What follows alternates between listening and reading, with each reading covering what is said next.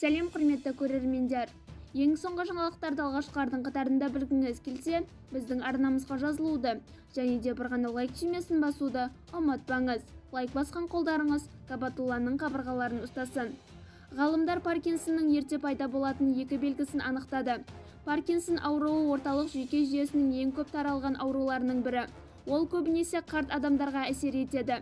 Көптеген жағдайда қауіпті патология 60 жастан асқан адамдарда кездеседі. Диагноз қойылғандардың тек 10% ғана 40 жасқа дейінгі науқастар. Ең бастысы ауруды дер кезінде анықтау. Емдеуді неғұрлым тезірек бастасаңыз, дәрігерлер симптомдарды жеңілдетіп, аурудың дамуын бәсеңдете алады. Өкінішке қарай, оны толығымен емдеу әлі мүмкін емес. Құрметті көрермендер, өз денсаулықтарыңызға бейжай қарамаңыз. Осы бейне астындағы бір ғана лайк түймесін басып, біздің арнаға жазыла кетіңіз. Сау саламат болыңыз.